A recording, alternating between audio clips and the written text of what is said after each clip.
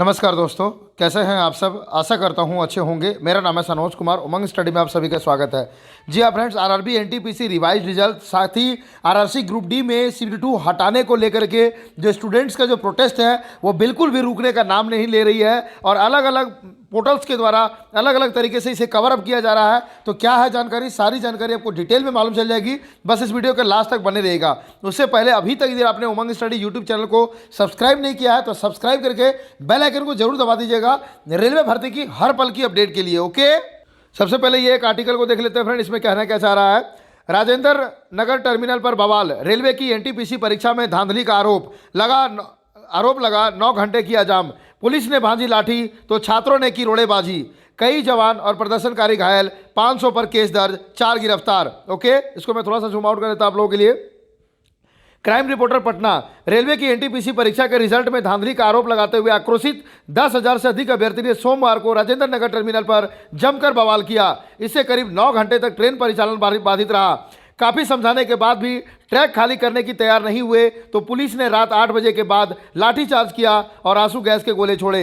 इससे प्रदर्शनकारी और उग्र हो गए, पुलिस पर पथराव करने लगे। प्रदर्शनकारियों के पथराव से कुछ पुलिसकर्मी तो लाठीचार्ज से 4-5 अभ्यर्थी घायल हुए। इसके बाद ट्रैक खाली करा लिया गया। रात 10:05 बजे रेल परिचालन सामान्य हो पाया। अप में सबसे पहले 12303 हावड़ा नई दिल्ली पूर्वा एक्सप्रेस को 10:24 बजे गुलजार बाग से राजेंद्र नगर टर्मिनल के लिए प्रस्थान किया गया। डाउन में सबसे पहले 03280 पटना मोकामा स्पेशल ट्रेन 10:22 बजे पटना से राजेंद्र नगर टर्मिनल के लिए चलाई गई। ओके, अभ्यर्थियों ने दिन के 1 बजे से ट्रैक पर कब्जा जमा लिया था। पहले प्लेटफॉर्म नंबर 3 के ट्रैक पर उतरकर एक मालगाड़ी को रोक दिया। यह सूचना रेलवे कंट्रोल को मिली, तब इस रूट से गुजरने वाले सभी ट्रेनों को जहां तहां रोक दिया गया। इसी बीच करीब 5 बजे 1 नंबर प्लेटफॉर्म पर राजेंद्र नगर नई दिल्ली तेजस राजधानी एक्सप्रेस आकर लगी। तब छात्र और उग्र हो गए, तेजस के आगे भी प्रदर्शन करने लगे। छात्रों के उग्र तेवर देख तेजस की बैक पर वापस यार्ड में लगा दिया गया। राजधानी और संपूर्ण क्रांति एक्सप्रेस समेत 5 ट्रेनों को परिचालन रद्द कर दिया गया और 3 ट्रेनों का रूट बदला गया। ओके, इस मामले में 500 अज्ञात प्रदर्शनकारियों पर मामला दर्ज किया गया है। 4 प्रदर्शनकारी गिरफ्तार भी किए गए हैं। घटना का वीडियो फुटेज पुलिस को मिला है। स्टेशन के CCTV कैमरे के फुटेज को भी निकाला जा रहा है। इस वीडियो फुटेज से तोड़फोड़ और पथराव पर कर रहे अभ्यर्थी की पहचान कर उनके खिलाफ कार्रवाई की जाएगी। ओके, आगे है कोचिंग संस्थानों ने कराया प्रदर्शन, की जा रही पहचान, होगी कार्रवाई। जिला प्रशासन की तरफ से कहा गया, कोचिंग संस्थानों के उकसावे में आकर अभ्यर्थियों ने प्रदर्शन किया और हजारों यात्रियों को परेशानी हुई। रेलवे की संपत्ति का नुकसान हुआ। जिला प्रशासन की ओर से कहा गया कि कोचिंग संस्थानों की पहचान की जा रही है और उनके विरुद्ध कार्रवाई भी की जाएगी। जिला प्रशासन की ओर से कहा गया कि लगभग 4.5 घंटे तक जाम रहा, लोगों को परेशानी हुई और अंत में हल्का बल प्रयोग कर मामले को शांत कराया गया। आधा घंटा रण क्षेत्र बना रहा इलाका, टर्मिनल के बाहर खड़ी गाड़ियों में भी की तोड़फोड़। पटना, रेल पुलिस द्वारा लाठीचार्ज के बाद प्रदर्शनकारी भी रोड़ेबाजी करने लगे। इस दौरान करीब आधा घंटा तक राजेंद्र नगर टर्मिनल का परिसर और आसपास का इलाका रण क्षेत्र में तब्दील हो गया। छात्रों ने टर्मिनल के बाहर खड़े कई वाहनों में तोड़फोड़ की और टिकट काउंटर भी बंद करा दिया। इसके बाद खदेड़ा खदेड़ी के क्रम में कुछ छात्र रेलवे लाइन पकड़कर पूरब की तरफ से, कुछ पटना जंक्शन की तरफ भागे। सड़क पर भी भागम भाग के क्रम में कुछ देर के लिए ट्रैफिक ठहर सा गया। पूरब तरफ भागे छात्रों ने राजेंद्र नगर कोचिंग कॉम्प्लेक्स में खड़ी ट्रेनों व रेल सामग्रियों में भी तोड़फोड़ कर अपने गुस्से का इजहार किया। मौके पर दानापुर मंडल के DRM Prabhat Kumar, Patna DM doctor Chandrashekhar Singh व SSP मानवजीत सिंह ढिल्लो भी पहुंचे और अपने स्तर से छात्रों को काफ़ी समझाने का प्रयास किया, लेकिन आंदोलनकारी छात्र ट्रैक से नहीं हटे।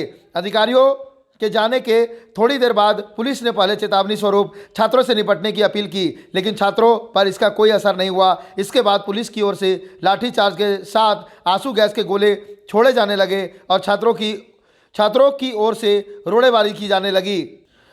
ट्रेनें रद्द होने से घंटों इंतजार के बाद घर लौट गए यात्री। राजेंद्र नगर टर्मिनल और आरा स्टेशन पर छात्रों द्वारा ट्रेनों को रोके जाने के कारण सोमवार को रेल यात्रियों की भारी फजीहत हुई। इसका असर इतना व्यापक हुआ कि कड़ाके की ठंड में दिन के 1 बजे से रात तक पंडित दीनदयाल उपाध्याय जंक्शन से झाझा के बीच मेन लाइन पर ट्रेनों का परिचालन बाधित रहा। देर रात तक 30 से अधिक ट्रेनें जहां तहां रुकी रही। पटना जंक्शन पर Danapur Bhagalpur intercity, Kosi express, MEMU passenger train समेत आधा दर्जन ट्रेनें खड़ी थी। फतुहा स्टेशन प्रबंधक रंजीत कुमार ने के मुताबिक 3 नंबर प्लेटफॉर्म पर धनबाद इंटरसिटी एक्सप्रेस शाम 4 बजे से खड़ी रही। प्लेटफॉर्म नंबर 6 पर दिल्ली जाने वाली मगध एक्सप्रेस 4:30 बजे से खड़ी रही। वहीं फतुहा से बक्सर जाने वाली शटल सवारी गाड़ी प्लेटफॉर्म संख्या 7 पर खड़ी रही। इस सवारी गाड़ी को बक्सर के लिए 4:20 पर खुलना था। इस्लामपुर से फतुहा पहुंची मगध एक्सप्रेस को रूट बदलकर दिल्ली के लिए रवाना किया गया। मगध एक्सप्रेस को अप लाइन से बांका घाट स्टेशन भेजा गया।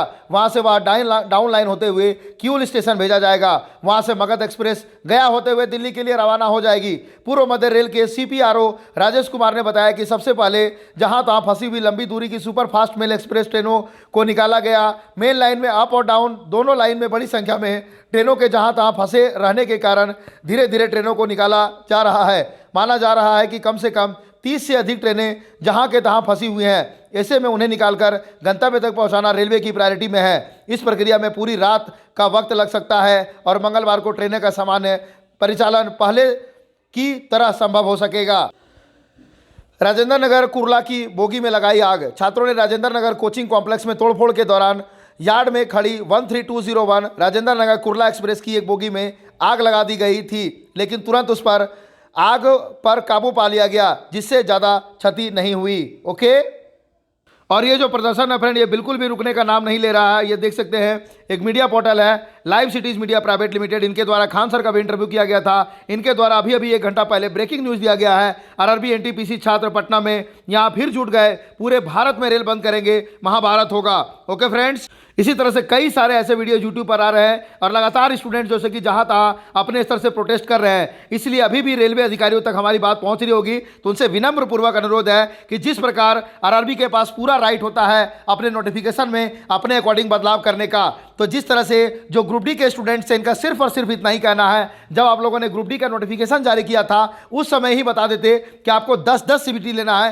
तो स्टूडेंट्स लोग 10-10 CBT देने के लिए तैयार थे। लेकिन एग्जाम से 1 माह पहले मात्र कह देना कि आपका 1 के बजाय 2 CBT होगा, उसके बाद आप रीजन ऐसा देते हैं कि नंबर ऑफ एप्लीकेंट्स ज़्यादा होने का। तो आप खुद बताइए, ग्रुप डी 2018 में जो एप्लीकेंट्स की संख्या थी वो 1.89 करोड़ थी, जबकि इस बार नंबर ऑफ एप्लीकेंट्स की बात करें तो मात्र 1.15 करोड़ है। आप खुद बताइए, 1.89 करोड़ ज़्यादा है या फिर 1.15 करोड़ ज़्यादा है? या रेलवे को रीजन देना ही था तो कोई ऐसा ठोस रीजन देती जिससे कि स्टूडेंट संतुष्ट हो पाते।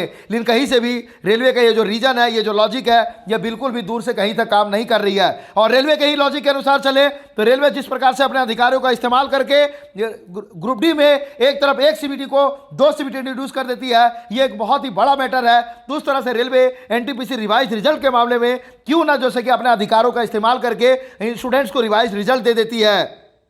तो आशा ही नहीं बल्कि पूर्ण विश्वास है कि ये जो स्टूडेंट आंदोलन कर रहे हैं, इनकी मांग पर रेलवे जरूर से जरूर पुनर्विचार करेगी और ये जो हो रहा है इसको जितना जल्दी से जल्दी हो सके रेलवे के द्वारा रोकने का प्रयास करेगी। जिस प्रकार से आपने देखा होगा, ऐसा नहीं है कि स्टूडेंट्स लोग पहली बार सड़कों पर आए हैं। ग्रुप डी मतलब कि 2018 में ITI लागू किया गया था, स्टूडेंट्स के द्वारा विरोध प्रदर्शन किया गया था, फिर रेलवे मंत्री को अनाउंस करना पड़ा था कि ग्रुप डी से ITI हटाया जा रहा है। तो क्यों हमेशा उस सिचुएशन तक का इंतजार करना पड़ता है जब जो है कि स्टूडेंट्स को भी परेशानियां होती है, प्रशासन को भी परेशानियां होती है और यहां तक कि रेलवे को भी परेशानियां होती है। तो इसके ऊपर आपका क्या राय होगा जरूर बताइएगा। तब तक के लिए जय हिंद, जय भारत।